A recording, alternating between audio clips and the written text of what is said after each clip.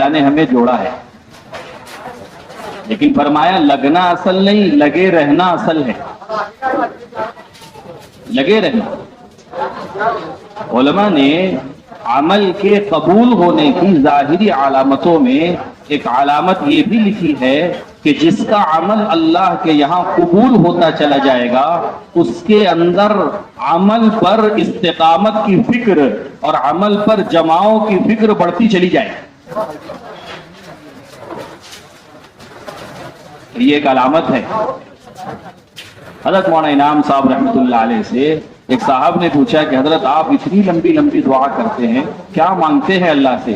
فرمایا میں اللہ سے یہ کہتا ہوں کہ اللہ انعام الحسن کے شر سے کام کی حفاظت کر، تو میں اللہ سے یہ مانگتا ہوں۔ اور یہ ایسی زبانی چیز نہیں تھی، بلکہ موقع آنے پر مجمع میں اس کا اظہار بھی کرتے تھے۔ مولانا الیاس صاحب رحمۃ اللہ علیہ کے بارے میں لکھا ہے، لکھنؤ میں بھری مسجد میں نماز کے بعد کھڑے ہو کر کے کہنے لگے لوگوں اللہ نے ایک کام مجھ پر کھولا تھا اور وہ کام لے کر کے میں کھڑا ہوا ہوں، لیکن مجھے اب اپنے نفس سے خطرہ ہے، اس لیے میں تم سب سے دعا کی درخواست کرتا ہوں، تم میرے لیے دعا کرو کہ جتنا کام اللہ کے یہاں قبول ہوتا چلا جائے گا اور جتنا کام کرنے والا اللہ کے یہاں قبول ہوتا چلا جائے گا اس کے اندر استقامت کی فکر اور قبولیت کی فکر بڑھتی چلی جائے۔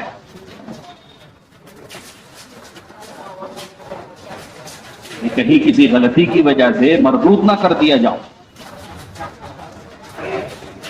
حضرت مولانا زکریا صاحب رحمۃ اللہ علیہ کا آنکھ کا آپریشن ہوا، مولانا عمر صاحب رحمۃ اللہ علیہ عیادت کے لیے تشریف لے، حضرت شیخ فرمانے لگے مولی عمر مجھے تو خطرہ ہو رہا ہے، دنیا میں تو جو حالات ہے پتہ نہیں آخرت میں کیا ہو۔ حضرت آپ یہ کہہ رہے ہیں، صرف آپ شیخ العجم نہیں بلکہ شیخ العرب ہیں۔ آپ پوچھو علماء سے، ہندوستان میں شیخ الحدیث کا لفظ سب سے پہلے حضرت مولانا زکریا صاحب رحمۃ اللہ علیہ کے لیے استعمال ہوا، اس سے پہلے یہ اصطلاح نہیں تھی۔ اتنا کام اللہ نے آپ سے لیا کہ آپ کی لکھی ہوئی کتاب قرآن پاک کے بعد دنیا میں سب سے زیادہ پڑھی جا رہی ہے۔ آپ یہ فرما رہے ہیں، فرمایا مولی عمر یہ تو دنیا میں کہا جا چکا، آخرت میں کیا ہوگا؟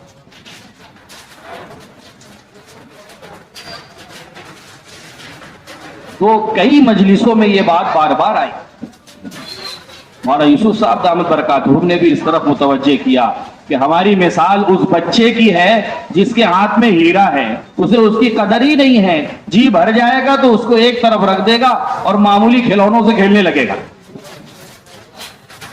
تو اس کے نزدیک پلاسٹک کا کھلونا اور ہیرا دونوں برابر ہے، ہیرے کی چمک دمک کی وجہ سے اس کی طرف پڑا، لیکن دل بھر گیا تو چھوڑ کر کے کھلونے کی طرف متوجہ۔ اور پھر فرمایا مولانا الیاس صاحب رحمۃ اللہ علیہ کا وہ مشہور ملفوظ حضرت فرمایا کرتے تھے، جتنا میں سمجھا ہوں اس کا 100واں حصہ تمہیں سمجھا سکا ہوں اور جتنا تم سمجھے ہو اس کا 100واں بھی نہیں کر رہے۔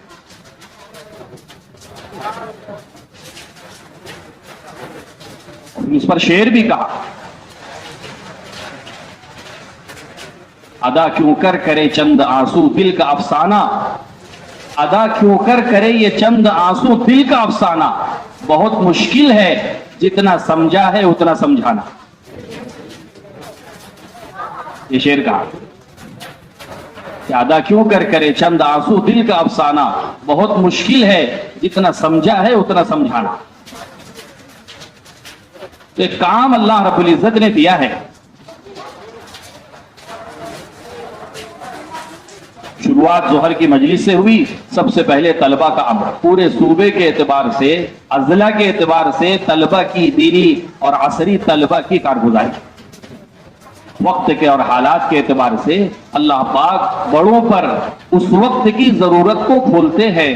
جتنی غفلت ہم سے اور امت سے دینی طلبہ میں محنت کے اعتبار سے اور عصری طلبہ میں محنت کے اعتبار سے ہوئی ہے وہ اللہ معاف فرمائے، لیکن اتنا ہی اہتمام اب اس کا کیا جاتا ہے۔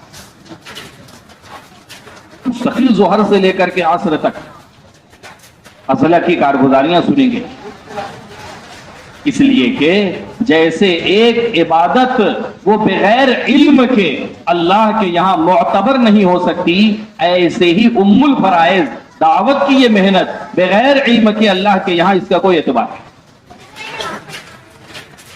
काम करने वाला कदम कदम पर इस रास्ते में इल्म का मोहताज है और उलमा का मोहताज है। थाना वालों की कारगुजारी पर हजरत फरमाने लगे, इलाकों में उलमा को मशगूल रखना ये काम करने वालों की और आवाम की जिम्मेदारी है। पूछा तुम्हारे यहाँ कितने उलमा हैं? कहा हजरत इतने हैं। कहा 100% उलमा तालीम और ताल्लुम में है?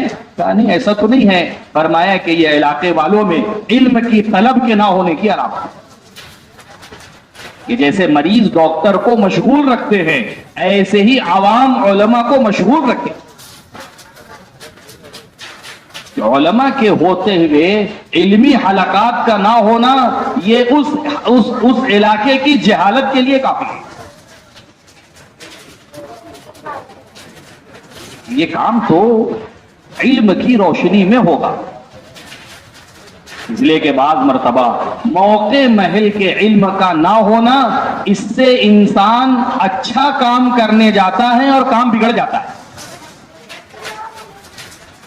हजरत थानवी रहमतुल्लाह अलैह ट्रेन में सफर फरमा रहे, साथ में कुछ और लोग भी थे आवाम में से।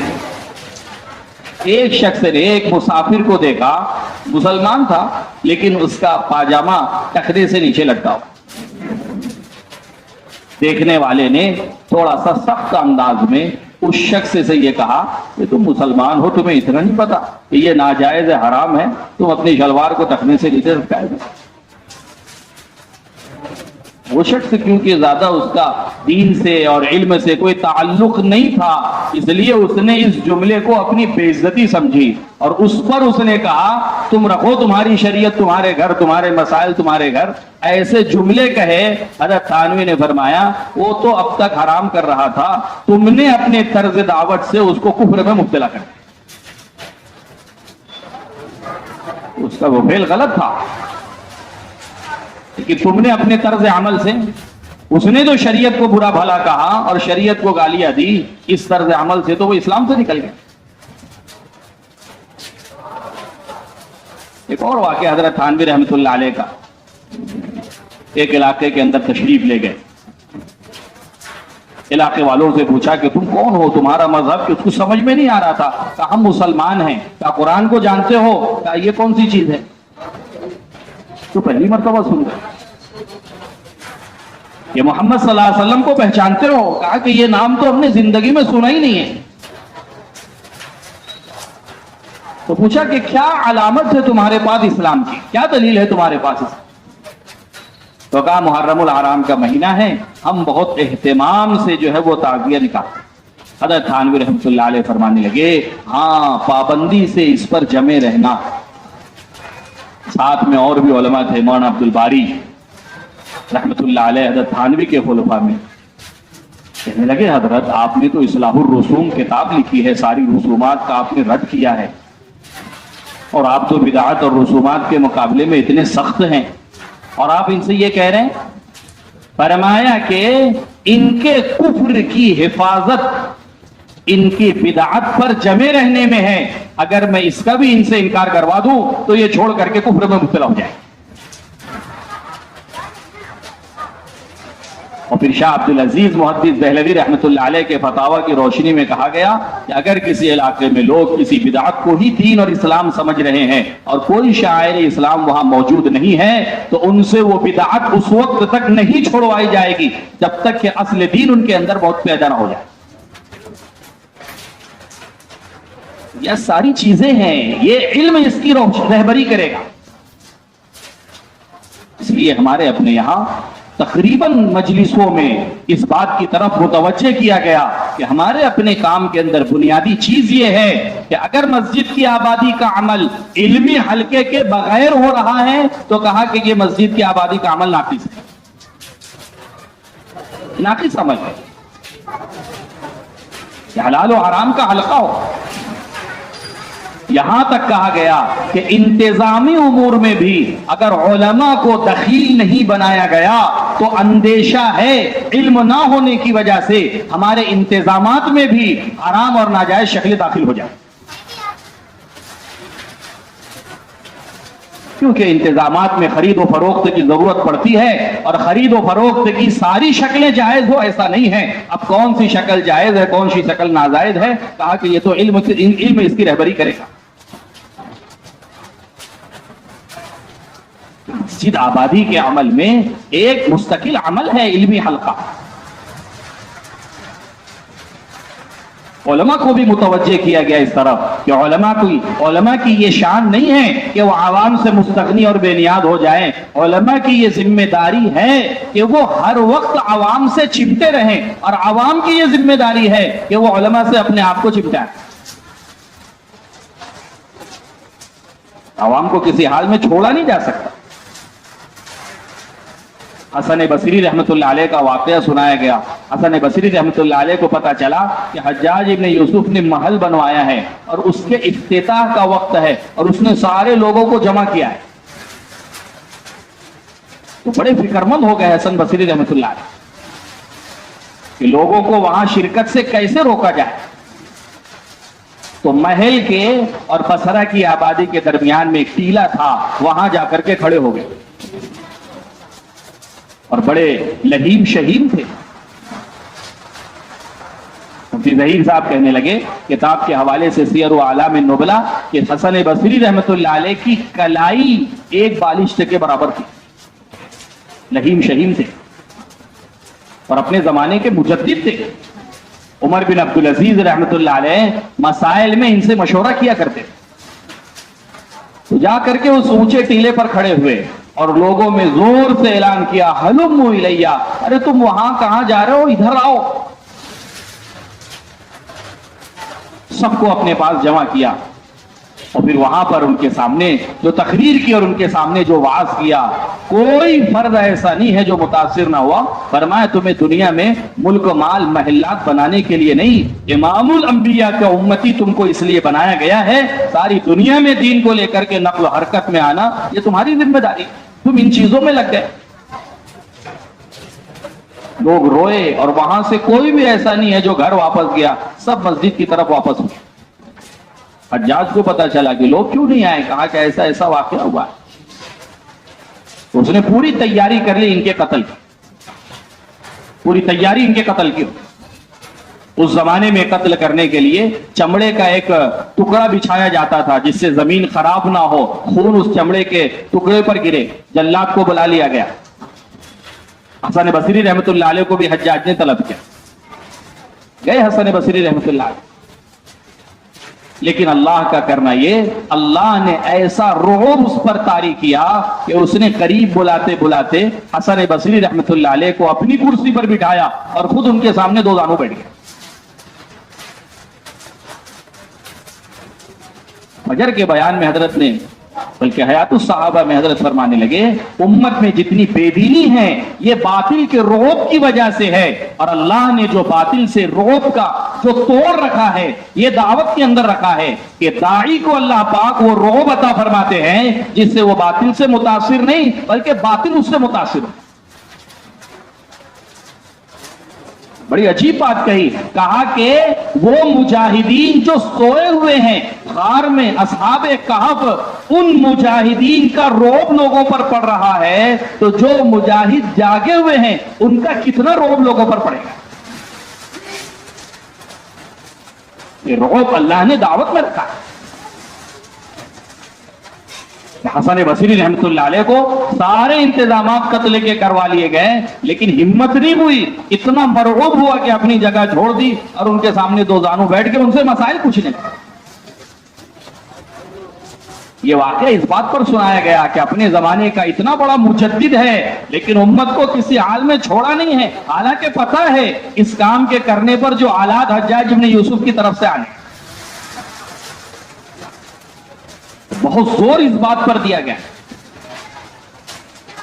کہ طلبہ میں، دینی طلبہ میں ابھی سے نقل و حرکت کی اہمیت کو پیدا کرنا تاکہ ان کے اندر امت کو اور امت کے سارے طبقات کو جہالت سے نکالنے کا طریقہ کار اور استعداد اور صلاحیت زمانے طالب علمی سے ان کے اندر پیدا ہو، ابھی سے ان کی استعداد بنے. اس لیے کہ ہماری شریعت کا مزاج ہر ایک کو ایک لکڑی سے ہانکنے کا نہیں ہے. کہیں سیرت میں آپ کو یہ نہیں ملے گا آپ صلی اللہ علیہ وسلم نے ہر ایک کو ایک ہی طرز پر تعلیم دی ہو، آپ کو یہ کہیں نہیں ملے گا. آنے والے کی استعداد دیکھ کر کے، آنے والے کی صلاحیت دیکھ کر کے. اسی لیے فرمایا کہ امت میں اور عوام میں خلا کی ایک بہت بنیادی وجہ اس دھوکے کا پیدا ہو جانا ہے کہ کتابیں لکھتی گئی ہے اور آلات وجود میں آ گئے ہیں، اب علم حاصل کرنا ہے تو اس کے لیے یہ کافی ہے. یہ پڑھے لکھوں کے ذہن میں بھی اور عوام کے ذہن میں بھی ہے جس نے دوریاں پیدا کر دی.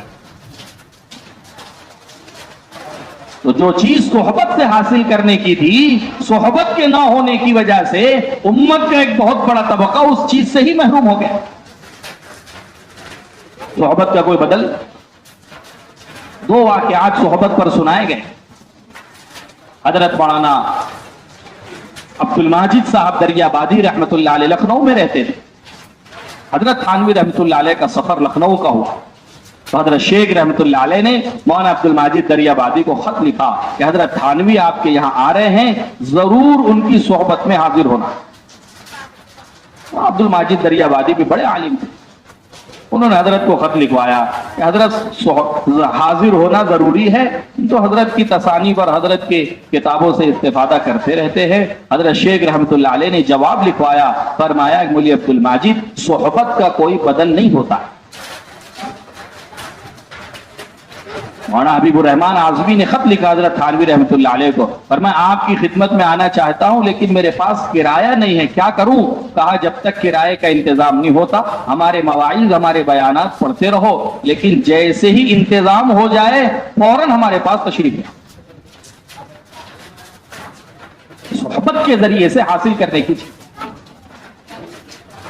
کہیں کوئی آپ کو دنیا میں نہیں ملے گا کہ اس نے ڈاکٹر صاحب کا موبائل نمبر لے لیا ہو کہ ڈاکٹر صاحب موبائل نمبر اس لیے لے رہا ہوں جب کبھی طبیعت خراب ہوگی تو فون کر کے آپ سے علاج کروا لوں.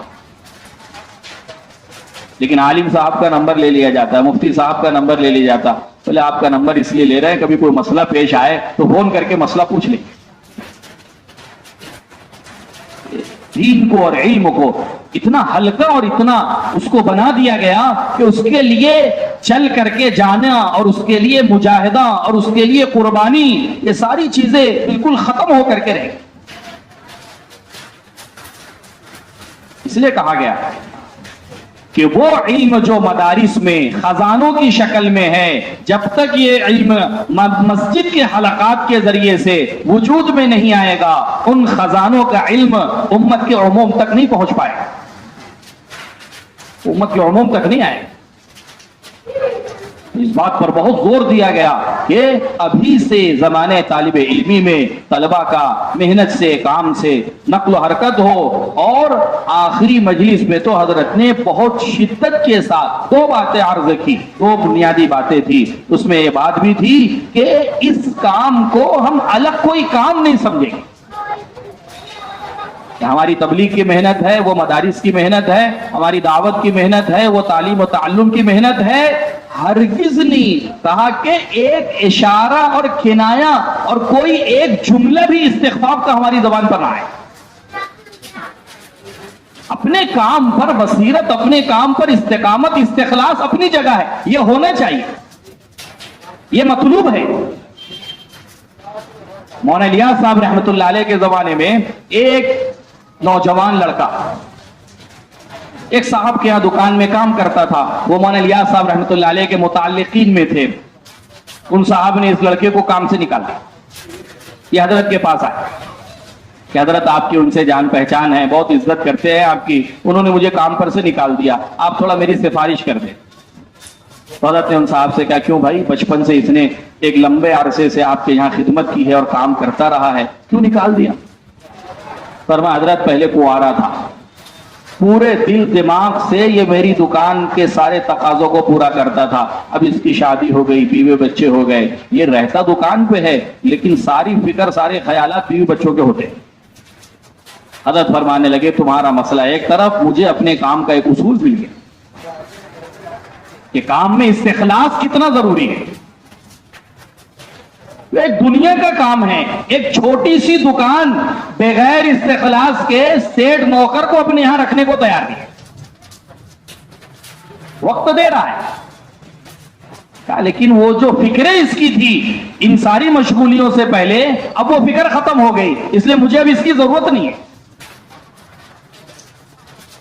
استقامت اور استخلاص اپنی جگہ پر ہو, لیکن استخلاص کے مطلب یہ نہیں ہے کہ دوسری محنتوں کا استخفاف اور ہلکا پن پیدا ہو. ہمارے اکابر کتنا اہتمام فرمایا کرتے تھے کہ یہ طلبہ ہماری اپنی محنت سے قریب ہو جائے. الفرقان بہت پرانا رسالہ ہے, مولانا منظور نعمانی رحمۃ اللہ علیہ کا, بہت پرانے ایڈیشن کے اندر یہ واقعہ لکھا تھا الفرقان کے اندر کہ مظاہر العلوم کے طلبہ مولانا الیاس صاحب رحمۃ اللہ علیہ کے زمانے میں چھٹیوں میں دہلی آئے, دہلی گھومنے کے لیے. تو طلبہ نے سوچا کہاں قیام کرے, کہاں ٹھہرے, کہاں رہے, تو انہوں نے کہا کہ چلو بنگلے والی مسجد ہے وہی ٹھہر جاتے ہیں. مرکز پر قیام کیا. صبح حضرت کے آنے سے پہلے وہ نکل گئے تفریح کے لیے اور رات میں آئے. حضرت نے پوچھا بھائی کہاں چلے گئے تھے آپ, پورا دن آپ نظر نہیں آئے. کہنے لگے حضرت ہم تو چلے گئے تھے تفریح کے لیے. حضرت نے کہا تم نے ہم سے کیوں نہیں کہا, ہم تمہیں دہلی کی تفریح کرا دیتے. پھر دوسرے دن طلبہ کو لے کر کے گئے اور لال قلعہ لے کر کے گئے اور دروازے پر کھڑے ہو کر کے طلبہ سے کہا کہ تم جاؤ اندر جا کر کے تم گھوم لو, میں نے تو قسم کھا لی ہے اللہ پاک جب تک مسلمانوں کی شان و شوکت نہیں لوٹائیں گے میں اس میں قدم نہیں رکھوں گا. صرف کہتے نہیں تھے بلکہ عملی طور پر اپنے عمل سے اس چیز کو ظاہر کر کے بھی دکھایا ہے. کتنے مدارس سے آج بھی راجستھان کے علاقوں میں, میوات کے علاقوں میں, ہریانہ کے علاقوں میں حضرت ساری مشغولی, ساری مصروفیت اور سارے تقاضوں کے ساتھ ساتھ پوری سرپرستی فرما رہے ہیں. مرکز کا ادارہ ہے, سارے مشاغل کے ساتھ. بخاری شریف کا درس اپنی جگہ پر ہوتا ہے. میرے عزیز و بزرگوں, یہ ایک بہت بنیادی چیز ہے, اس لیے کہ باطل تو چاہتے ہی یہ ہے کہ یہ الگ ہو جائیں, علم الگ ہو جائیں, اس لیے کہ جہالت کے ساتھ علماء نے لکھا ہے ایک عابد سے شیطان کو اتنا خطرہ نہیں ہے جتنا خطرہ ایک عالم سے ہوتا ہے. وہ تو عابد کو آسانی کے ساتھ گمراہ کر دے, بہت آسانی کے ساتھ, سیکنڈوں میں اس کو بہکا دے گا. ایک واقعہ لکھا ہے ابن قیم رحمۃ اللہ علیہ نے, ایک بہت بڑا عابد تھا, بلکہ شیطانوں نے ابلیس سے یہ کہا, سردار سے, کہ آپ عابد کے مرنے پر اتنا خوش نہیں ہوتے جتنا عالم کے مرنے پر ہوتے, کیا وجہ ہے؟ کہ چلو تم کو فرق بتاتا ہوں. گئے ایک عابد کے پاس, اپنی عبادت میں مشغول تھا, اس سے جا کر کے بات چیت کی. فرمایا کہ تم اللہ کی قدرت کو, اللہ کی طاقت کو, ان ساری چیزوں کو مانتے ہو؟ فرمایا ہاں مانتا ہوں. کہا کہ ایک سوئی کا ناکہ دیکھا ہے؟ کہاں دیکھا ہے. کہا ساری کائنات اس سوئی کے ناکے سے آر پار کر دی جا سکتی ہے. فرمایا یہ چیز تو بہت مشکل ہے. کہا دیکھو یہ ایمان سے نکل گیا, ایمان سے نکل گیا. کہ چلو عالم کے پاس گئے. عالم کے پاس, فرمایا مولوی صاحب کیا اللہ کو اس بات پر قدرت ہے کہ ساتوں آسمان و زمین کو اس سوئی کے ناکے سے باہر کر دے؟ فرمایا ایسی ہزاروں دنیا بھی اللہ اس سوئی کے ناکے سے باہر کر دے گا. یہ فرق ہے. میرے دوستوں بزرگوں, آنے والے کی استعداد اور صلاحیت کے اعتبار سے حضور پاک صلی اللہ علیہ وسلم کا طریقہ تعلیم یہ ہوتا تھا, ایک ہی سوال ہے, مستفتی کے بدلنے سے فتویٰ بدل گیا. ایک ہی مجلس ہے, ایک ہی سوال ہے, مستفتی بدل گئے, فتویٰ بدل گیا. مسند احمد ابن حنبل کی روایت ہے, ایک بوڑھے صحابی اللہ کے نبی صلی اللہ علیہ وسلم کی خدمت میں آئے, صحابہ اور بھی موجود تھے. فرمایا اللہ کے نبی کیا میں روزے کی حالت میں اپنی بیوی کو بوسہ دے سکتا ہوں؟ بوسہ لے سکتا ہوں؟ آپ نے فرمایا ہاں اجازت. وہ بیٹھ گئے. ایک نوجوان صحابی مجلس میں تھے، فرمایا اللہ کے نبی کیا ہم بھی روزے میں اپنی بیوی کو بوسا لیں؟ فرمایا ہرگز نہیں۔ تو صحابہ بعض مرتبہ نظریں بھی سوال کرتی ہے، سوالی ہوتی ہے، ایک دوسرے کو سوالیہ انداز سے دیکھنے لگے۔ آپ صلی اللہ علیہ وسلم نے محسوس کر لیا، فرمایا کہ بڑے میاں کی نوعیت الگ ہے اور تمہارا معاملہ الگ ہے، وہ تو یعنی ان کو اجازت اس لیے ہے کہ وہ معاملہ وہاں سے آگے بڑھنا نہیں ہے، اور تمہیں اجازت اس لیے نہیں ہے کہ روزے کے فاسد ہونے کا خطرہ ہے۔ ایک ہی سوال ہے، ایک ہی مجلس ہے۔ آنے والے نے فرمایا اللہ کے نبی اوصینی، آپ مجھے وصیت کرے۔ فرمایا اتق اللہ، جاؤ اللہ سے ڈرو، تقوی کا اہتمام کرو۔ فرمایا اللہ کے نبی مجھے وصیت کرے۔ فرمایا لا تغضب، بس غصہ مت کرو۔ آنے والے نے وصیت کی اللہ کے نبی بہترین عمل کیا ہے؟ کہا نمازوں کا اہتمام۔ فرمایا اللہ کے نبی بہترین عمل کیا ہے؟ کہا والدین کی خدمت۔ اللہ کے نبی بہترین عمل کیا ہے؟ کہا اللہ کے راستے کا جہاد۔ ایک ہی سوال ہے، جواب بدل رہے۔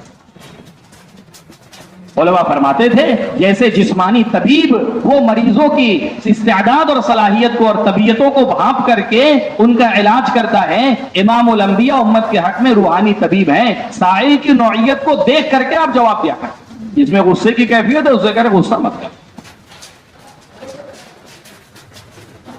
تو میرے دوستوں، بزرگ اور عزیزوں، یہ علم رہبری کرے گا کہ آنے والوں کو ان کی استعداد کے مطابق اور ان کی صلاحیت کے اعتبار سے ان کو علم دیا جائے۔ اس لیے میرے دوستوں، بزرگ اور عزیزوں، یہ ہماری اپنی ذمہ داری ہے۔ بہت کمزوری رہی پورے صوبے کے اعتبار سے۔ حضرت نے آخر میں پوچھا پورے صوبے میں دینی مدارس کے طلبہ کی تعداد کتنی ہے؟ شاید 1 یا 1.25 لاکھ کارگزاری والوں نے سنائی، اور فرمایا عصری طلبہ کی تعداد؟ کہا 10 لاکھ۔ فرمایا دیکھ لو امت میں جہل کی طلب زیادہ ہے یا علم کی طلب زیادہ ہے؟ اس کی طلب زیادہ ہے، جہل کی طلب امت میں بڑھ رہی۔ ان کے اندر محنت کا نظام، اس کو اپنا کام سمجھنا، اس کو اپنی ذمہ داری۔ حضرت کہنے لگے بعض لوگ تعاون کرنے میں پوچھتے ہیں کہ یہ مسجد جماعت والوں کی ہے، تبلیغ والوں کی ہے۔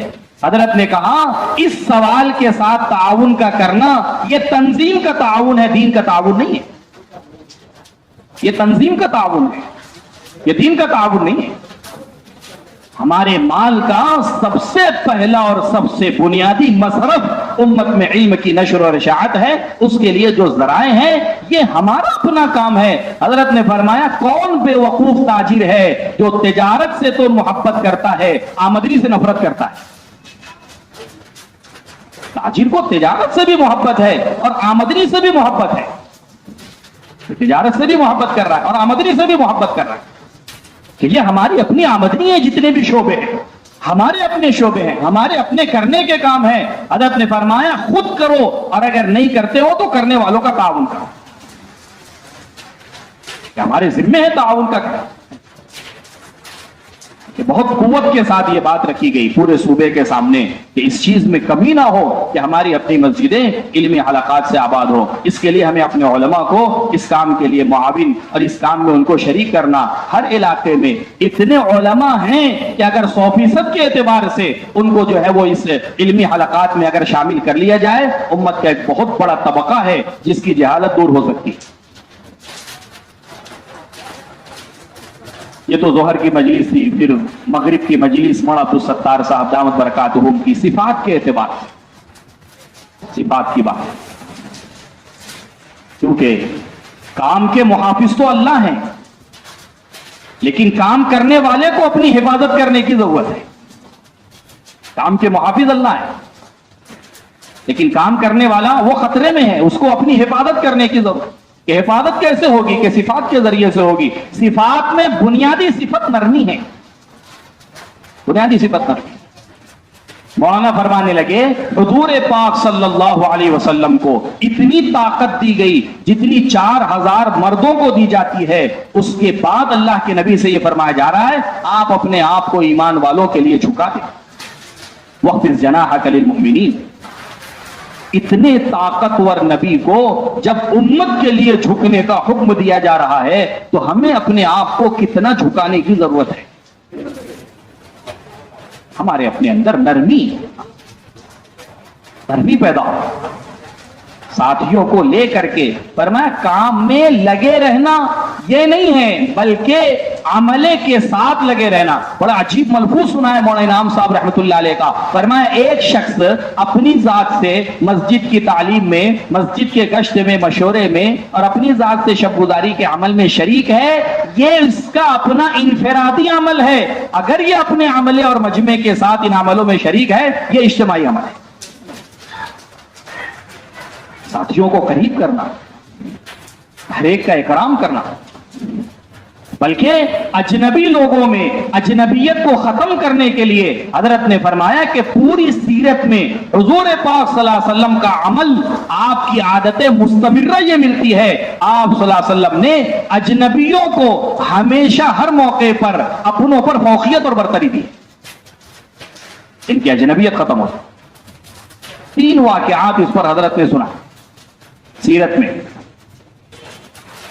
تو حضرت کے انداز ہم کو پتا ہے، کوئی بات پیش کرتے ہیں تو قرآن حدیث اور صحابہ کے واقعات جو ہے وہ فوراً اس کے ساتھ، کیونکہ کام کوئی کسی کی ذہن کی اور کسی کے اپنی دماغی سوچ اور پلاننگ تو نہیں ہے، سیرت کی روشنی میں ہے.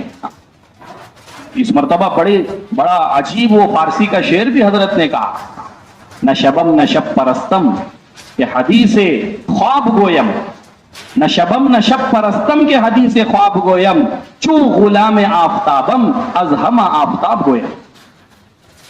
کہ میں تاریکی نہیں ہوں، رات نہیں ہوں، اور میں تاریکی کا پرستار نہیں ہوں کہ میری باتوں میں بھی تاریکی ہو، اندھیرا ہو. میں تو اس شخصیت کا غلام ہوں جو سورج سے زیادہ چمکنے والی ہے، اس لیے میری باتوں میں بھی سورج سے زیادہ نور اور روشنی ہے. سیرت کی باتیں کہ اجنبیوں کو اپنوں پر مقدم کیا ہے. کہ خیبر کا موقع ہے، حضرت علی رضی اللہ تعالیٰ عنہ کا کارنامہ پورے خیبر والوں کے سامنے ہے کہ وہ دروازہ جس کو 20 افراد کھولا کرتے تھے بطور ڈھال کے اکیلے حضرت علی استعمال کر رہے ہیں. لیکن جب معرکہ ختم ہوا اور ساری کارگزاریاں حضور کے سامنے آنے لگی، لوگوں نے کہا اللہ کے نبی حضرت علی نے اس موقع پر کیا کام انجام دیا ہے اور کیسی ان کی کارگزاری ہے. آپ نے فرمایا علی نے کیا کیا جو ابو دجانہ نے کیا ہے. فوراً حضرت جبرائیل علیہ الصلوۃ والسلام تشریف لائے. فرمایا اللہ کے نبی آپ کی شان یہی ہے، آپ اپنوں پر اجنبیوں کو مقدم رکھتے ہیں. دوسرا واقعہ حضرت بلال رضی اللہ تعالیٰ عنہ کا سنایا کہ اذان جیسی خدمت جس کے لیے فضائل کو سن کر کے بعض مرتبہ صحابہ میں تلواریں نکل گئی. اللہ کے نبی صلی اللہ علیہ وسلم نے اس خدمت کے لیے اپنوں پر اجنبی حضرت بلال رضی اللہ تعالیٰ عنہ کو مقدم کیا. فرمایا بلاؤ بلال کو. اور جو خواب عبداللہ حضرت صحابی نے جو دیکھا ہے، ابو محذورہ رضی اللہ تعالیٰ عنہ نے عبداللہ رضی اللہ تعالیٰ عنہ نے کہا کہ وہ اذان کے کلمات دہراؤ، اور حضرت بلال سے کہا کہ تم ان اذان کے کلمات کو کہو. حضرت سلمان فارس کے رہنے والے ہیں، لیکن حضور ان کی اس اجنبیت کو ختم کرنے کے لیے فرما رہے سلمان منا من اہل بیت.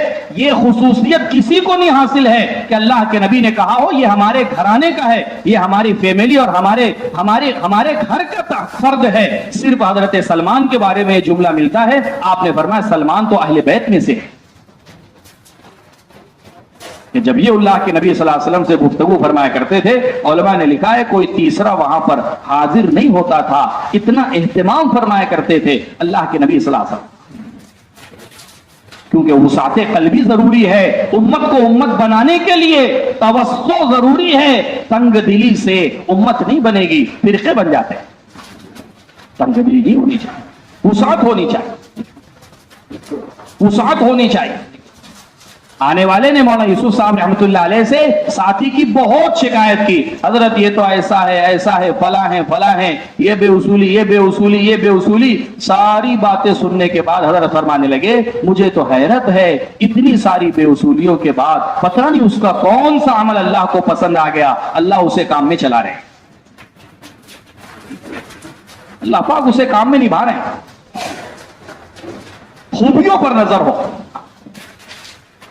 کہ اجتماعیت کے جتنے بھی واقعات ہیں وہ سب ہمارے اپنے سامنے ہیں۔ وحشی ابن حرب کے ساتھ اللہ کے نبی صلی اللہ علیہ وسلم کا سلوک کیا ہے، حبار ابن اسود جس نے حضرت زینب کو برچھا مار کر کے حالت حمل میں زخمی کیا تھا، اور اسی زخم میں امام الانبیاء کی بیٹی انتقال کر گئی ہے، اس حبار ابن اسود کے ساتھ اللہ کے نبی صلی اللہ علیہ وسلم کا معاملہ کیا ہے، حضرت اکرمہ کے ساتھ اللہ کے نبی صلی اللہ علیہ وسلم کا سلوک کیا ہے، ابو لہب کی بیٹی اللہ کے نبی صلی اللہ علیہ وسلم کی خدمت میں آئی ہے، ان کے ساتھ اللہ کے نبی صلی اللہ علیہ وسلم کا برتاؤ کیا ہے، عمیر ابن وہب جس کی جو ہے وہ فصیح اللسانی کی وجہ سے اللہ کے نبی صلی اللہ علیہ وسلم کے ساتھ جتنا انہوں نے جو ہے وہ بدزبانی کی ہے، ان سب کے باوجود جب وہ مدینہ آئے ہیں تو حضور پاک صلی اللہ علیہ وسلم کا سلوک اور برتاؤ کیا ہے۔ یہ سارے واقعات میرے دوستوں بزرگوں صرف مذاکرے کی حد تک نہیں ہے، بلکہ یہ ہمارے اپنے لیے اصول اور ہمارے اپنے لیے رہبری ہے۔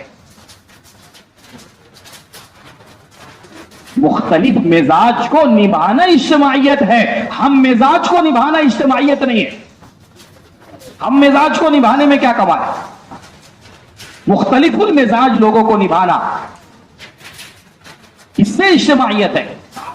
مستقل اتوار کے دن کی فجر کا بیان حضرت کا اسی پر رہا کہ اللہ کی مدد ہرگز امت کے ساتھ نہیں ہو سکتی جب تک اجتماعیت پیدا نہ ہو۔ اگر خیر آسمانوں سے اتر بھی گئی ہے اور اختلاف ہوا ہے، آنے والی خیر راستے سے واپس ہو گئی۔ بلکہ پہلی مرتبہ میں نے سنا اور بہت دھیان سے حضرت نے کہا کہ شب قدر کی صرف تعیین نہیں اٹھائی گئی ہے، بعض علماء کا قول یہ ہے کہ امت سے شب قدر ہی اٹھا لی گئی ہے۔ یہ تو مشہور قول ہے کہ شب قدر کی تعیین اٹھا لی گئی، لیکن بعض علماء نے کہا یہ اختلاف اور یہ افتراق اور یہ آپس کا جھگڑا یہ اتنی خبیث ترین چیز ہے کہ اس کی وجہ سے شب قدر ہی اٹھا لی گئی ہے۔ آپس کی اجتماعیت، ید اللہ علی الجماعہ، کہ اللہ کا ہاتھ جماعت پر ہے۔ کون سی جماعت مراد ہے؟ کوئی مخصوص جماعت مراد ہے؟ کوئی مخصوص فرقہ مراد ہے؟ کوئی مخصوص جو ہے وہ گروہ مراد ہے؟ فرمایا نہیں، امت میں سارے فرق اور سارے طبقات کا امتیاز اور یہ سارے فرق ختم ہو جائیں، یہ جماعت یہاں پر مراد ہے۔ کوئی فرق نہ رہے، کوئی فرق نہ رہے، نئے پرانے کا نہ ہو، امیر غریب کا نہ ہو، شہری دیہاتی کا نہ ہو، پڑھے لکھے ان پڑھ کا نہ ہو، عربی عجمی کا نہ ہو، کالے گورے کا نہ ہو، یہ جماعت یہاں پر مراد ہے۔ یہ اجتماعیت کے ذریعے، اس کے بغیر اللہ کی مدد کا تصور نہیں کیا جا سکتا۔ اس لیے میرے دوستوں، بزرگ اور عزیزوں، اجتماعیت کے اسباب ہے اور اجتماعیت کی جو بنیادیں ہیں اس کو ہم اپنے سامنے رکھیں تاکہ اللہ کی مدد اجتماعیت کے ساتھ۔ فجر کی مجلس اتوار کے دن کی بہت بنیادی چیز ہے، اور میرے دوستوں، بزرگ اور عزیزوں، یہ بھی ایک بہت بڑی بنیاد ہے۔ مولانا یوسف صاحب رحمۃ اللہ علیہ فرمانے لگے، بہت بڑا المیہ کام کرنے والوں کے اندر پیدا ہوتے جا رہا ہے کہ نیوں کے اندر سے پرانوں کا اعتماد ختم ہوتے جا رہا ہے۔ مفتی شفیع صاحب رحمۃ اللہ علیہ نے اپنے صاحبزادے حضرت مولانا تقی صاحب دامت برکاتہم کو یہ وصیت کی تھی کہ بیٹا، دین کی بنیاد اعتقاد پر ہے، اگر تمہارا اعتقاد اسلاف اور اکابر سے متاثر ہو گیا تو تمہارا دین متاثر ہو جائے، تمہارا دین متاثر ہو جائے۔ اپنے بڑوں کے ساتھ اپنے بڑوں کا اکرام اور اپنے سے پرانوں کا، مولانا یوسف صاحب دامت برکاتہم فرمانے لگے، صحابہ مخالفین کو نہیں بھولتے تھے، ہم محسنین کو بھول جاتے ہیں۔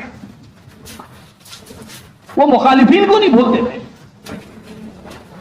جس کے ذریعے سے ہم کام میں لگے ہیں، جن کی محنت اور قربانی کے ذریعے سے اللہ نے یہاں تک پہنچایا ہے، اور جن کی محنت اور قربانی کے ذریعے سے اللہ نے کام میں ہمیں لگایا ہے، ہمیں اس کی کوئی پرواہ نہیں ہے۔ صحابہ مخالفین کو نہیں بھول رہے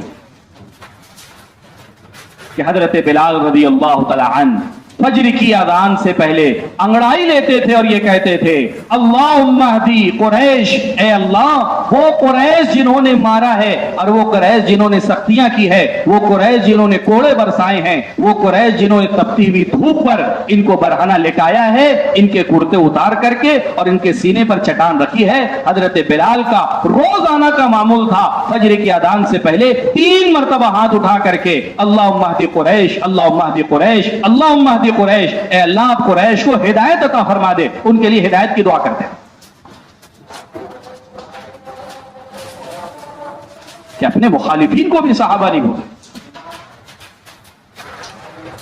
मेरे दोस्तों बुजुर्गों, अपने जिम्मेदारों के साथ चिमटे रहना, अपने जिम्मेदारों पर जो है वो एतमाद का मामला। मौलाना यूसुफ साहब फरमाने लगे जो अमीर से नहीं चिमटा है और जो अमीर से नहीं जुड़ा है वो कहीं से नहीं जुड़ा है, तो जिम्मेदार से नहीं जुड़ा है, वो कहीं से नहीं जुड़ा है।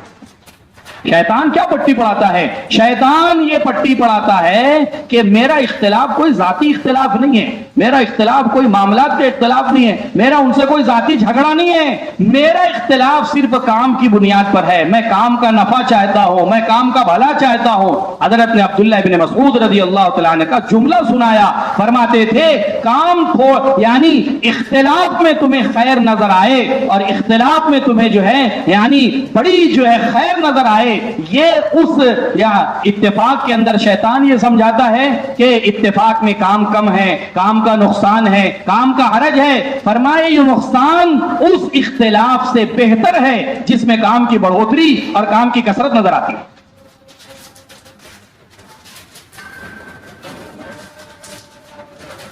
कि काम के लिए कि नहीं मेरे दोस्तों बुजुर्गों, इसकी इजाजत नहीं है।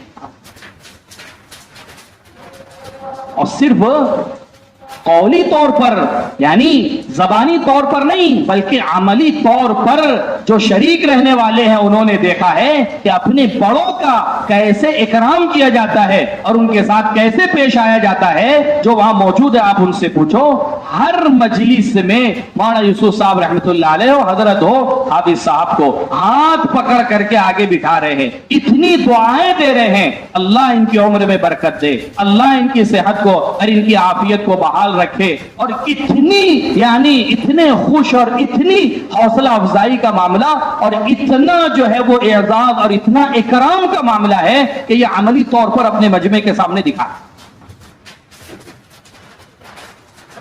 हजरत ने फरमाया ना, बाज मर्तबा अल्लाह के नबी सल्लल्लाहु अलैहि वसल्लम सहाबा के दिलों में अजनबियों की वक़ात को पैदा करने के लिए अमली तौर पर उनके साथ ऐसा सुलूक और बर्ताव करते थे जिससे उनकी आजमत और उनकी वक़ात अपनों के दिलों में पैदा हो जाए।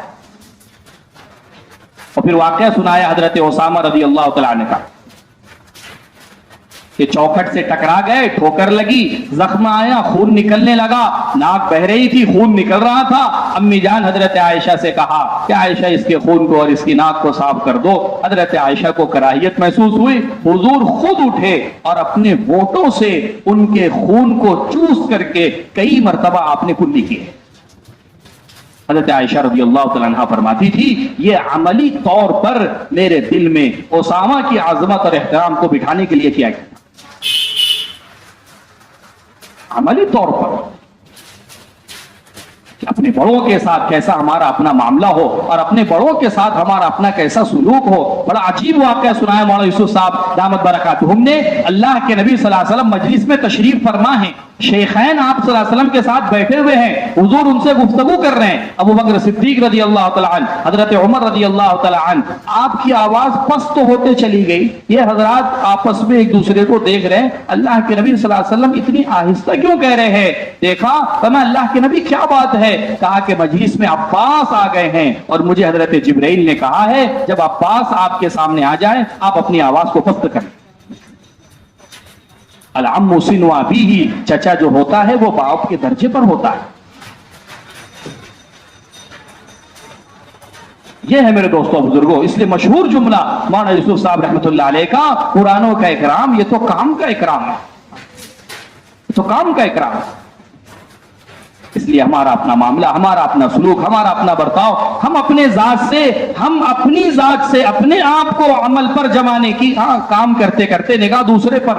منشی بشیر رحمت اللہ علیہ جنوبی ہند کے سفر میں جانے لگے تو حضرت مولانا یوسف صاحب رحمت اللہ علیہ کے پاس آئے، کہنے لگے حضرت کس چیز کو سامنے رکھ کر کے وہاں محنت کروں؟ فرمایا اپنی ذات کو سامنے رکھ کے محنت کروں، اپنی ذات کو سامنے رکھ کر کے محنت کر۔ ہر وقت ہمارے اپنے سامنے میری اپنی ذات ہو، ہم اپنی مسجد کو نمونہ بنائیں۔ ہمارے ضلع کی کارگزاری پیش کی گئی، ہمارے اپنے ضلع میں ایک مسجد نہیں ہے جو 24 گھنٹے کے اعتبار سے آباد ہو۔ حضرت نے فرمایا یہ بات تو محال ہے، تصور ہی میں نہیں لائی جا سکتی ہے کہ پورے ضلع میں ایک مسجد نہ ہو جو 24 گھنٹے کے اعتبار سے آباد ہے۔ مفتی یعقوب صاحب نے امام نووی رحمت اللہ علیہ کے حوالے سے بڑا عجیب جملہ کہا، فرمایا جس کا تعلق احب البلاد سے ہوگا وہ اللہ کے یہاں احب العباد بنے گا، اور جس کا تعلق ابغض البلاد سے ہوگا وہ اللہ کے یہاں ابغض العباد بن جائے گا۔ جو بہترین جگہوں سے تعلق رکھنے والے ہیں وہ اللہ کے یہاں بہترین ہیں، اور جو بدترین جگہوں سے تعلق رکھنے والے وہ اللہ کے یہاں بدترین ہیں۔ اب ہم خود غور کر لیں ہمارا تعلق محبوب جگہوں سے کتنا ہے اور مبغوض جگہوں سے کتنا ہے۔ ہم اللہ کے محبوب بن رہے ہیں یا مبغوض بن رہے ہیں؟ حضرت فرمانے لگے بڑے تعجب کی بات ہے، مسجد میں قریب رہنے والوں کے اندر یہ داعیہ کیوں نہیں پیدا ہوتا؟ ہم اپنا آدھا دن اپنے گھر میں اپنے کاروبار کو دے، آدھا دن مسجد کو دے، آدھی رات گھر کو اور اپنے راحت آرام کو دے، اور آدھا دن مسجد کے لیے فارغ کریں۔ یہ مسجد کے قریب والوں کے اندر اس چیز کی فکر اور اس چیز کا داعیہ کیوں نہیں پیدا ہوتا؟ مسجد کی سطح سے اس کی تشکیل کی جائے کہ کون آدھی رات اور آدھا دن مسجد کے لیے فارغ کرنے کے لیے تیار۔ باقاعدہ حاضر کارگزاری میں پوچھا حضرت نے کہ تمہارے یہاں اس کی تشکیل مقامی سطح پر ہوتی ہے مسجد کی آبادی کے لیے وقت فارغ کرنے کی؟ ایک ایک ساتھی کی اس کے لیے تشکیل کی جائے۔ بہت قوت سے مسجد آبادی کی محنت اور مسجد کی آبادی کا عمل کہا کہ اس وقت میں امت کو فتنوں سے نکالنے کے لیے اور امت کے ارتداد کو روکنے کے لیے اور امت کو جہالت اور بے دینی سے نکالنے کے لیے ایک مضبوط عمل۔ یہ کوئی دعوت کا پروگرام نہیں ہے، یہ کوئی دعوت کا ایک عمل نہیں ہے، یہ حضور پاک صلی اللہ علیہ وسلم کی عین سنت ہے۔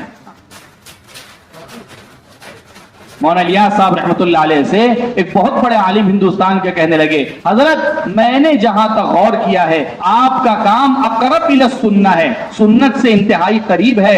حضرت نے فرمایا آپ نے ہمارے کام کو سمجھا ہی نہیں، اگر آپ ہمارے کام کو سمجھ لیتے آپ یہ نہیں کہتے کہ کام اقرب الی السنہ ہے، آپ کہتے کہ یہ کام عین سنہ ہے۔ اقرب الی السنت نہیں بلکہ عین سنت۔ آپ دیکھ لو حضور پاک صلی اللہ علیہ وسلم کی مسجد کی تاریخ اٹھا کر کے اور حضور پاک صلی اللہ علیہ وسلم کے زمانے کی مسجدوں کا نقشہ کیا ہے اور آپ صلی اللہ علیہ وسلم کے زمانے میں مسجدوں کا معمول کیا ہے، ایک ایک چیز ہمارے اپنے سامنے آ جائے۔ کتنا وقت ہماری اپنی مسجد آبادی کے اندر گزر رہا ہے اور کتنا جاندار اور کس طریقے پر یہ عمل ہو رہا ہے ہمارے اپنے سامنے۔ اس لیے میرے دوستوں بزرگوں یہ ساری باتیں ایک مجلس میں تو ساری باتیں نہیں آئے گی، وہاں کی تو ہر بات اس قابل ہے کہ مجمع کے سامنے پورے اہتمام کے ساتھ لائی جائے اور لائی جانی چاہیے، لیکن جو باتیں ذہن میں اور جو اس وقت میں رہی ہیں وہ آپ حضرات کے سامنے ہے۔ بہت قوت کے ساتھ یہ بات کہی جا رہی ہے کہ اس چیز اس دھوکے میں نہ رہے ہم اور اس غلط فہمی میں نہ رہے کہ میرے پاس موقع نہیں ہے تو میں مال لگا دوں اور میں بھی تبلیغ کے اندر حصہ لگا دوں اور میں بھی دعوت کا فرید ادا کر دوں۔ حضرت نے فرمایا جب تک انسان کی زندگی ہے اور جب تک اس کی حیات باقی ہے اس وقت تک مال اس کے عمل کا فدیہ بن ہی نہیں سکتا ہے، اس کے عمل کا فدیہ نہیں بن سکتا۔ ہاں ایسی بے ہوشی طاری ہو جائے جو بے ہوشی موت پر جا کر کے ختم ہو، اب تو مال عمل کا فدیہ بن جائے گا۔ جب مال عمل کا فدیہ نہیں بن سکتا ہے تو یہ دعوت کا بدل کیسے بن سکتا ہے؟ عمل کا بدل نہیں بن سکتا ہے تو دعوت کا بدل کیسے بن سکتا ہے؟ ایک مثال پوری سیرت میں کہیں نہیں ملتی ہے کہ کسی لگانے والے نے مال لگایا ہو اور اپنی جان بچائی ہو۔ پوری سیرت میں صحابہ میں ایک مثال ہم اس کی پیش نہیں کر سکتے۔ مولانا یوسف صاحب رحمۃ اللہ علیہ فرماتے تھے مال والوں سے مال لے لو گے اور اس کی جان نہیں لگواؤ گے تو اس کی جان دنیا پر لگے گی، اور جس چیز پر اس کی جان لگے گی اسی کی محبت اور عظمت اس کے دل میں پیدا ہوگی۔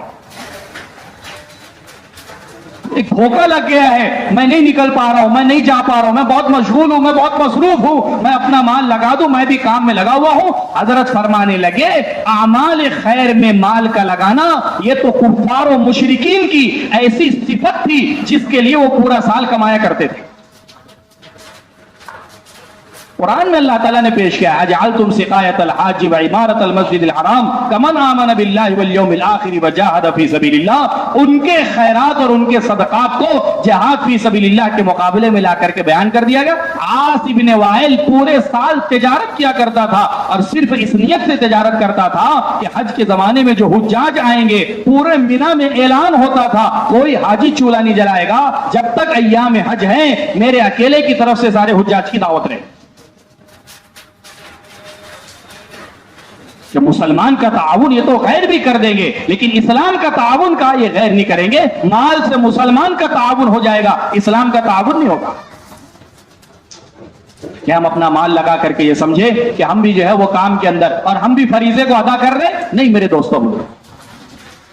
حضرت فرمانے لگے ایک ملک میں ہم گئے تو وہاں دیکھا کہ کچھ ذمہ دار بیٹھے ہوئے ہیں۔ ہم نے ان سے پوچھا کہ کیوں بیٹھے ہیں؟ کہا کہ وہ ہمارے کچھ علماء ہیں جو سال کے لیے نکل رہے ہیں، کچھ اصحاب خیر ہیں جو اب مالی تعاون کرنا چاہتے ہیں۔ حضرت نے فرمایا یہ علماء اپنے پیسے سے 3 دن لگا لیں، یہ بہتر ہے کہ دوسرے کے مال سے سال لگائیں۔ جو نورانیت ان کے اپنے خرچے سے، ان کے اپنے جان اور مال سے سہروزہ میں ہے، وہ دوسروں کے مال سے سال کے اندر وہ چیز پیدا نہیں ہوتی۔ یہ ترتیب ہی نہیں ہے میرے دوستوں بزرگوں ہمارے یہاں کہ مال لگا کر کے انسان مطمئن ہو جائے۔ بدنی فریضے کو شریعت نے مالی فریضے پر مقدم رکھا ہے۔ آپ دیکھ لو نماز اور روزے کی کسی حال میں چھوڑنے کی گنجائش نہیں ہے، زکوٰۃ اور حج یہ ہر ایک پر فرض نہیں ہے، لیکن روزہ اور نماز بدنی فریضہ ہے۔ بدنی عبادت کو ہمیشہ مالی عبادت پر اور عام رکھا گیا ہے۔ آپ دیکھ لو قرآن پاک میں مال کو ہمیشہ مؤخر رکھ کے جان کو مقدم رکھا گیا ہے، بدن کا استعمال۔ اس لیے میرے دوستوں بزرگوں اس کو ہم کافی نہ سمجھیں، اور اس کو جو ہے نا شیطان اس دھوکے میں بھی رکھتا ہے یہ دنیا کی مشغولی دنیا کے لیے تھوڑی ہے، یہ تو ہم دین کے لیے جتنا کما رہے ہیں دین پر لگانے کے لیے ہی ہے۔ حضرت نے فرمایا یہ گھاٹی بھی کام کرنے والوں کے ساتھ آتی ہے۔ میں دنیا کے لیے نہیں کما رہا ہوں، میں تو دین کے لیے کما رہا ہوں، دین پر خرچ کرنے کے لیے کما رہا ہوں۔ حضرت ابو درداء رضی اللہ تعالیٰ عنہ فرماتے تھے میری دکان مسجد کے دروازے پر ہو، روزانہ 300 درہم منافع ہو، کوئی نماز جماعت کے ساتھ فوت نہ ہو، یہ پوری کمائی 300 درہم روزانہ اللہ کے راستے میں صدقہ خیرات کر دوں، اس کے بعد بھی مجھے اس دکان کا کھولنا اور لگانا پسند نہیں ہے۔ لوگوں نے پوچھا کہ جب حلال طریقے سے کماؤ گے اور اہتمام عمل کے ساتھ کماؤ گے اور پورا مال اللہ کے راستے میں خرچ کر دو گے، پھر تمہیں اس کی یہ چیز پسند کیوں نہیں ہے؟ فرمایا کہ حساب تو لمبا ہو جائے گا۔ حضرت فرمانے لگے میں نے اس واقعے پر غور کیا تو میں اس نتیجے پر پہنچا کہ یہاں صرف مال کے حساب کی بات نہیں ہے، بلکہ اللہ کے یہاں اس وقت کا بھی حساب دینا ہے جو اس کمائی کے اندر صرف ہوگا۔ فرمایا اس وقت کے حساب کے دینے سے بھی صحابہ ڈرتے تھے، اس کا بھی اللہ کیا حساب دینا ہے۔ میرے دوستوں بزرگ اور عزیزوں اس راستے سے بھی شیطان جو ہے وہ دھوکے میں ڈال کے کہا کہ یہ مشغولی یہ مصروفیت اسی لیے تو کما رہے تقاضوں پہ لگانا ہے، اسی لیے تو کما رہے کہ دنیا پہ نہیں۔ میرے دوستوں بزرگوں ملک مال کا جذبہ کہا کہ نبوت میں اور بادشاہت میں لوگ اس زمانے میں اسی طریقے سے فرق کرتے تھے کہ یہ نبی ہے یا بادشاہ ہے۔ مال کی طلب ہے تو یہ بادشاہ ہے، اور اگر مال کی طلب نہیں ہے تو یہ نبی ہے۔ حضرت فرمانے لگے غیروں کی پیشکش تو بہت دور کی بات ہے، امام الانبیاء نے تو اللہ کی طرف سے کی جانے والی پیشکش بھی قبول نہیں کی کہ اللہ کے نبی اگر آپ کہیں ہم ان دونوں پہاڑوں کو سونے اور چاندی کا بنا دیں، اللہ کے نبی صلی اللہ علیہ وسلم نے اس کو بھی قبول نہیں کیا ہے۔ دوسروں کی پیشکش تو بہت دور کی بات ہے۔ اس لیے میرے دوستوں بزرگ اور عزیزوں یہ بات کافی نہیں ہے کہ میرا اپنا مال استعمال ہو جائے، کہ نہیں، جان اور مال دونوں کا استعمال ہے۔ اور ہمارے اپنے سامنے کارگزاری میں حضرت نے کہا یہ مت دیکھو نکلنے والے کتنے ہیں، نکلنے والوں کی تعداد سامنے نہ ہو، مرتد ہونے والوں کی تعداد ہمارے سامنے ہو۔ پھر آپ کو اندازہ ہوگا نکلنے والے زیادہ ہیں یا مرتد ہونے والے زیادہ ہیں. فرمایا جس کی نظر نکلنے والوں کی تعداد پر ہوگی اس کے اندر فخر پیدا ہوگا, اس کے اندر عجب پیدا ہوگا, اور جس کی نظر ارتداد پر ہوگی اس کے اندر استغفار اور اس کے اندر ندامت کی کیفیت پیدا ہوگا. میرے دوستوں, بزرگوں, عزیزوں, کتنے علاقے ہیں بنجر بستیوں کے تعلق سے محنت اور بنجر بستیوں میں کام کے تعلق سے اور بنجر بستیوں میں محنت کے تعلق سے وہاں پہ مذاکرہ ہوا. میرے دوستوں, بزرگوں, یہ ساری تقسیم اسی لیے ہے اور یہ ساری محنت کا نظام اسی لیے ہے. ہم یہ نہ سمجھیں کہ وہ حالات بنجر بستیوں کے ہیں. مرسلین بھائی کہنے لگے اگر تم ان ارتداد اور بنجر بستیوں کو چھوڑے رکھو گے وہاں کا ارتداد تمہاری آبادی کے اور تمہارے آباد علاقوں کے اندر داخل ہو جائے. مطمئن نہ رہیں, ہمارے ذمے ہیں میرے دوستوں, بزرگ اور عزیزوں, کہا کہ اپنی جان اور مال کا سب سے بنیادی مصرف اور سب سے پہلا مصرف وہ اللہ کا دین ہے اور اللہ کے دین کی محنت ہے. حضرت کہنے لگے ہم افراد کا 6 مہینہ نہیں چاہتے ہیں, ہم تو پورا ایک علاقہ اس سطح پر لانا چاہتے ہیں کہ پورا کا پورا علاقہ, پورا کا پورا عملہ ماہانہ یعنی سالانہ 6 مہینے کی ترتیب پر آ چکا ہے. اور تشکیل کے موقع پر حضرت نے کہا 2-3 مرتبہ یہ کہا مجھے بہت امید ہے اللہ کی ذات عالی سے کہ مہاراشٹر وہ اس سطح پر اپنے آپ کو لے کر کے آ جائے. سالانہ 6 مہینے کی ترتیب. پھر حضرت نے کہا بھی کہ یہ راشٹر نہیں ہے, یہ مہاراشٹر ہے. یہ راشٹر نہیں ہے, یہ مہاراشٹر ہے.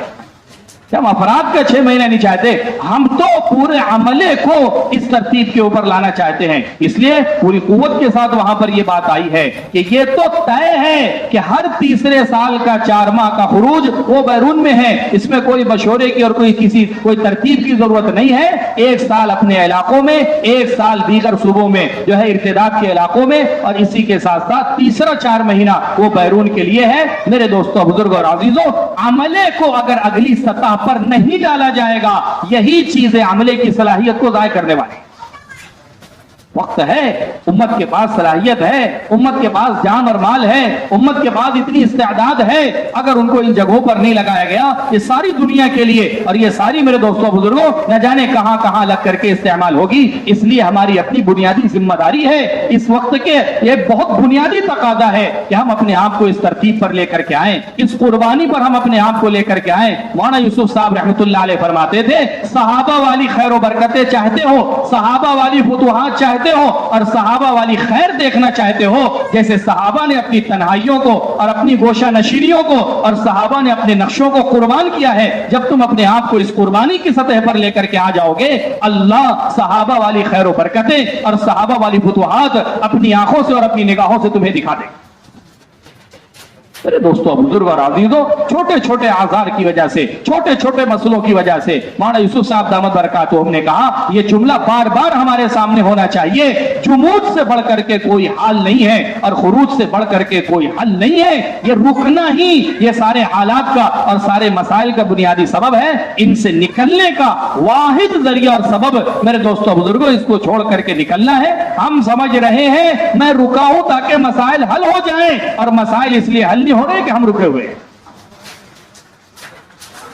پوری سیرت آپ اٹھا کر کے دیکھ لو, صحابہ کی زندگی ہمارے اپنے سامنے نمونہ ہے. آیتیں پڑھ رہے ہیں اور اس کو اپنے آپ کو اس کا مخاطب بنا رہے ہیں.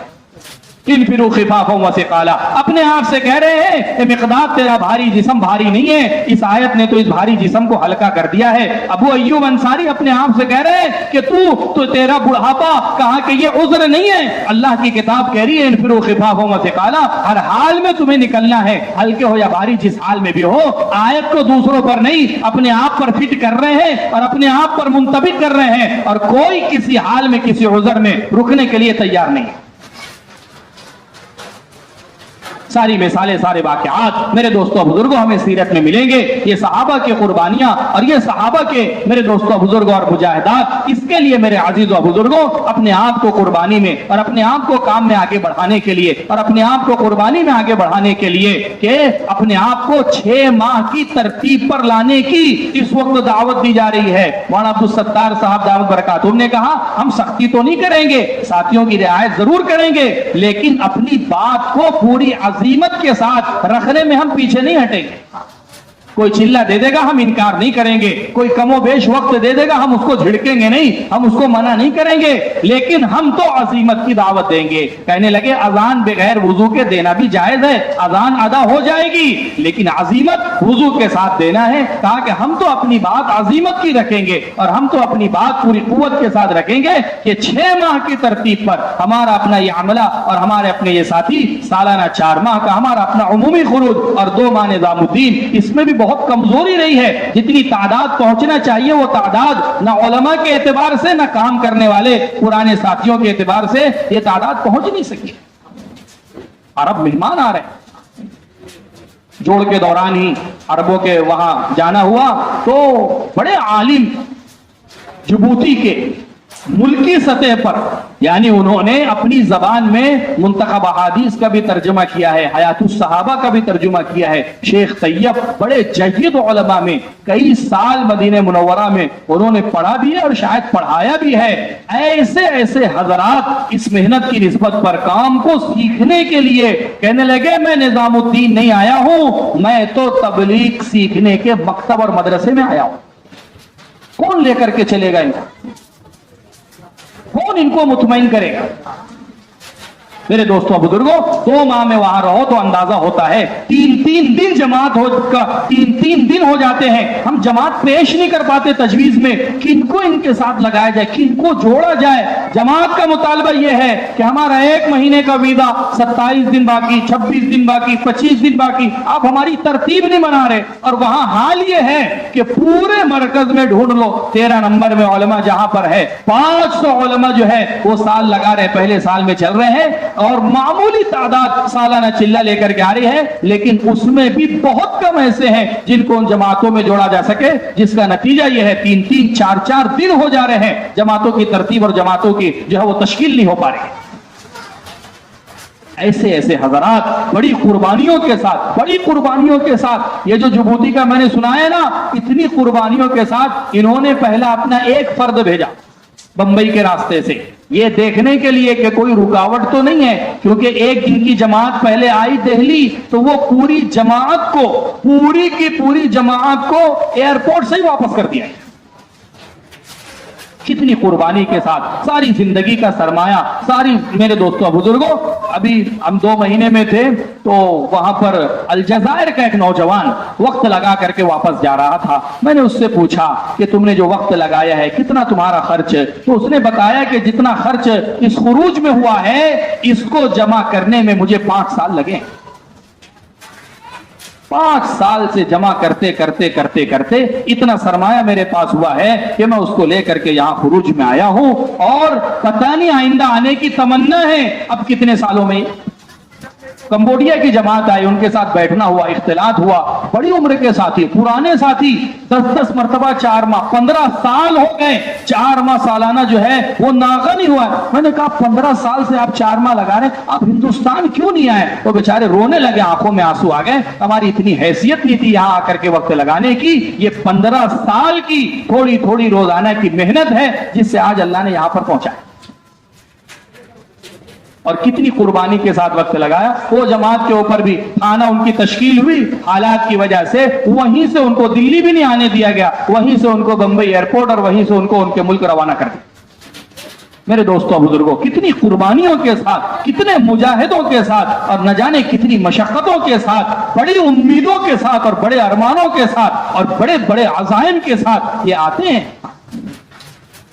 کتنی عرب جماعتوں نے تقاضا رکھا, آپ ہماری راحت آرام کا خیال مت کرو, آپ یہ تشکیل میں یہ مت دیکھنا کہ مسجد میں ایئر کنڈیشن ہے یا نہیں ہے, مسجد میں بیت الخلا کا انتظام ہے یا نہیں ہے. وہ کہتے ہیں آپ یہ مت دیکھنا لوگ وہاں ہمارا اکرام کریں گے یا نہیں کریں گے, آپ ایسے علاقوں میں بھیجو وہ ہمیں صبح سے شام اتنا پھرائیں کہ ہمیں ہوش نہ رہے کہ ہم بستر پر پہلے آئے یا نیند پہلے. ہم عملی طور پر ایک عمل دیکھنا چاہتے ہیں, ایک عمل سے گزرنا چاہتے ہیں, ایک عمل کو سمجھنا چاہتے ہیں. دہلی کے ایک حلقے سے جماعت کام کر کے آئی, اتنا خوش تھی جماعت, اتنا خوش تھی. میں نے کہا کیا بات ہے, کیا ایسا عمل؟ کہنے لگے عصری طلبہ کی محنت برسوں سے سنتے تھے, لیکن ہم جس علاقے میں جس حلقے میں تھے نا, عصری طلبہ کا وہاں پر جوڑ تھا, ہم کو اس کی عملی شکل دیکھنے میں آئی. برسوں سے سن کر کے جو بات سمجھ میں نہیں آئی تھی, عملی طور پر دیکھنے اللہ نے وہ بات سمجھائی. اب ہم اپنے ملک کے اندر جا کر کے کریں, اتنی قربانی کے ساتھ لوگ آتے ہیں. تنزانیہ کا ایک ساتھی سنانے لگا, میں جس علاقے سے آیا ہوں نا, 20 سال کے بعد وہاں کا ساتھی نظام الدین آیا ہے, ہم تم سے 20 سال پیچھے ہیں, اب جو سبق لے کر کے جائیں گے اپنے علاقوں میں جا کر کے سنائیں. تو میرے دوستوں, بزرگ اور عزیزوں, یہ اس وقت کا بہت بڑا اور بہت بنیادی تقاضا ہے. میرا اپنا قربانی میں اپنے آپ کو پیچھے ہٹانا نہ جانے کتنی زندگیوں کے نقصان کا اور ان کے میرے دوستوں بزرگوں دین اور ایمان کے لیے مسئلہ بنا ہوا ہے. اس کے لیے پورے مجمع سے اس بات کی درخواست ہے, 6 مہینے کے لیے کھڑے ہو کر کے اور اپنے ناموں کا اظہار کر کے بتائیں کہ انشاءاللہ میں اپنی ذات سے سالانہ 6 مہینے کے لیے, علماء ہے تو دوسرے تیسرے اور پہلے سال کے لیے نیت ارادے اور عزائم کرے کہ انشاءاللہ میں اپنی ذات سے نکلنے کے لیے تیار. بولیں اس کے لیے, ہمت کرے, ارادے کرے, بتائیں اس کے لیے.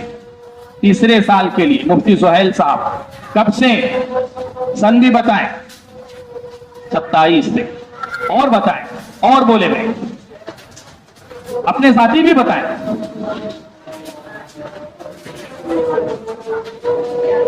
ماشاءاللہ. عتیق بھائی 6 ماہ, بدر الدین بھائی 6 ماہ, ماشاءاللہ. محمد بھائی, مولا کلیم صاحب دوسرا سال, ماشاءاللہ. ایاز ماشاءاللہ. بولیے اعجاز دوسرے سال کے لیے. مجاہد 6 ماہ, پرویز بھائی 6 ماہ, ماشاءاللہ. کلیم بھائی ماشاءاللہ. حاجی عبدالجلیل صاحب 6 ماہ, ماشاءاللہ. بتاتے جائیں.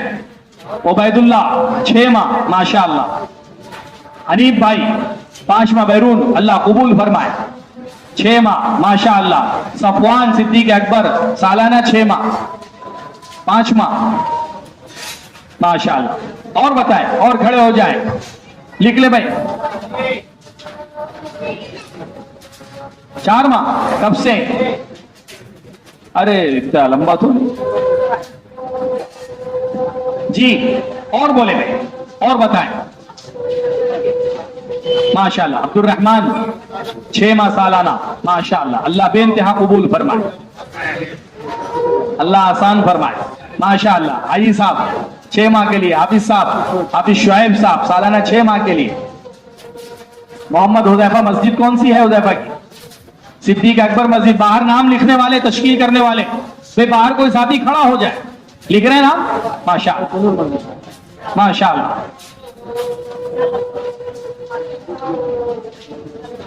ماشاءاللہ. اشفاق بھائی سالانہ 6 ماہ کے لیے.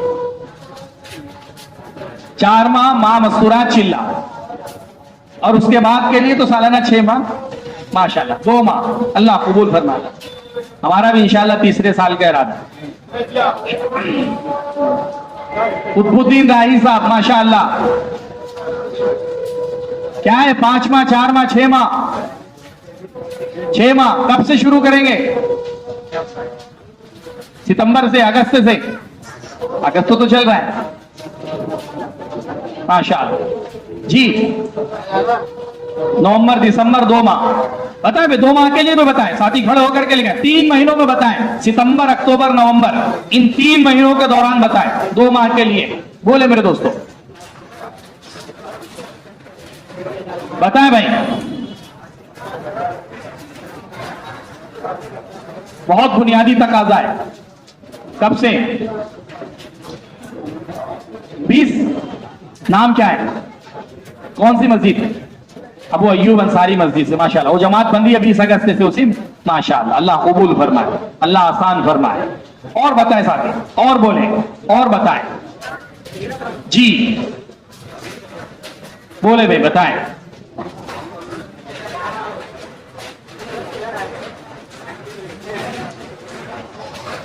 نومبر دسمبر 2 ماہ, ماشاءاللہ. جی. نومبر دسمبر. نام عبدالعظیم مسجد, انوار مصطفیٰ. عبدالعظیم بھائی انوار مصطفیٰ. نومبر دسمبر. جی. نام محمد یعقوب مسجد, یاسین مسجد ماشاءاللہ. اسامہ کب سے؟ اسامہ مہینہ طے کرنا پڑے گا, تاریخ طے کرنا پڑے گی, ورنہ وقت گزرتے چلا جائے گا. 1 مہینہ تاریخ طے کریں. ماشاءاللہ امتیاز 2 ماہ نومبر دسمبر میں عمر بن خطاب مسجد. اللہ قبول فرمائے, اللہ آسان فرمائے. بتائیں بھائی بتائیں, بولیں. بہت بنیادی تقاضا ہے, عالمی محنت میں ہمارا اپنا حصہ لگے. مولانا یوسف صاحب فرمانے لگے نظام الدین میں آنے والا تقاضا صرف نظام الدین کا نہیں ہے, یہ پورے ملک کا بلکہ پورے عالم کے نظام الدین سے جڑے ہوئے کام کرنے والوں کا تقاضا ہے. جی ریحان ماشاءاللہ.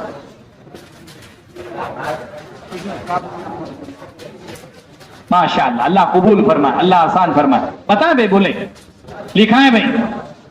ماشاءاللہ. قاری عبدالصمد صاحب سلیمانی مسجد 5 ماہ. کب سے قاری صاحب؟ اگست آخر سے تیار ہے. ماشاءاللہ. جی کیا نام؟ محفوظ الرحمان مسجد, انوار مصطفیٰ مسجد, محفوظ الرحمان انوار مصطفیٰ مسجد. ماشاءاللہ اللہ قبول فرمائے, اللہ آسان فرمائے. اور بتائیں بھائی, اور بولے, اور بتائیں. ایک مرتبہ ہم لگا دیے, ایسا نہیں ہے نصاب پورا ہو گیا ہے. محمد ناظم مسجد کون سی؟ فاطمۃ الزہرا ماشاءاللہ. سلیم اللہ بھائی النافع مسجد, سال کے 6 مہینہ. اللہ بے انتہا قبول فرمائے, اللہ آسان فرمائے. نیت کرے میرے دوستو, نیت کرے, پکی نیت ہے, پکا عزم ہو. اللہ تعالیٰ آپ دیکھیں 12 مہینے کے کاموں کو اللہ پاک سمیٹ دیں گے. ان کو قدرت ہے, ان کے لیے کوئی مشکل نہیں ہے. جمیل بھائی ماشاءاللہ. کوثر کون سی مسجد؟ تقیہ مسجد ماشاءاللہ. کب سے کون سا مہینہ؟ نومبر دسمبر. ماشاءاللہ اللہ قبول فرمائے, اللہ آسان فرمائے. اور بتائیں بھائی, اور بتائیں. مر کتنے ساتھی ہیں وہیں سالوں ہو گئے کام میں لگے ہوئے, اب تک 2 ماہ جو ہے وہاں حاضری نہیں ہوئی ہے. نہیں میرے دوستوں بزرگوں, کام کو جو ہے وہ کام کے ماحول میں رہ کر کے سمجھنا, وہاں کے ماحول میں رہنا. جی بولیں. ایک ایک فرد کی فکر کی جاتی, ایک ایک فرد کی. بعض مرتبہ عربوں میں مستورات کا صرف ایک جوڑا ہوتا تھا, اس کا بھی ترجمہ مشورے میں طے ہوتا.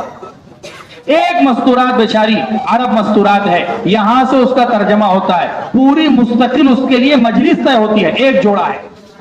کبھی ایسا بھی ہوا ہے؟ ایسا نہیں ہے کہ ایک فرد ہے. حضرت بار بار کہتے ہیں ایک فرد نہیں ہے, یہ پورا ملک ہے. یہ ایک آدمی نہیں ہے, یہ پورا ایک ملک ہے. ایک ایک کی فکر کی جاتی ہے, اس کا وقت صحیح استعمال ہو, ان کا جان مال صحیح استعمال ہو, کوئی ان کا وقت جو ہے وہ ضائع برباد نہ ہو. میرے دوستوں بزرگوں بہت بنیادی تقاضا ہے. ایسے ایسے علاقوں سے لوگ, رشیا کے ایک عالم آئے, بڑے عالم, پرانے عالم. ایک مرتبہ ان کے ساتھ ایسی بیٹھے, کہنے لگے میں نے وہ زمانہ بھی دیکھا ہے کہ میرے اپنے والد خود اپنے گھر کا کمرے کا دروازہ بند کر کے نماز پڑھتے تھے کہ کہیں ہم ان کو نماز پڑھتے ہوئے نہ دیکھ لیں. باپ کو اپنی اولاد پر بھی اطمینان نہیں تھا کہ اگر اس نے مجھ کو نماز پڑھتے دیکھ لیا اور حکومت نے خبر کر دی تو پوری زندگی کی جیل ہو جائے. رشیا والوں کے ساتھ مذاکرہ ہوا, بڑی عمر ہے, 50 سال 55 سال 60 سال. قرآن پاک جو ہے وہ 1 سورت 2 سورت. میں نے کہا کیا بات ہے؟ کہنے لگے ہمارے یہاں بہت بڑی تعداد ہے جنہوں نے زندگیاں ہو گئی قرآن کا نسخہ ہی نہیں دیکھا ہے.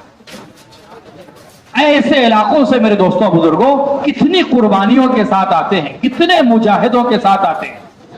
اس کے لیے میرے دوستوں بزرگوں ہماری اپنی کیا قربانی. ہم تو کام کے ماحول میں جتنی سہولت اللہ پاک نے دی ہے, اللہ کا احسان ہے, اس کی قدر دانی ہو ہمارے اپنے اندر. اس کی قدر یہی ہے کہ ہم اس کو استعمال کریں.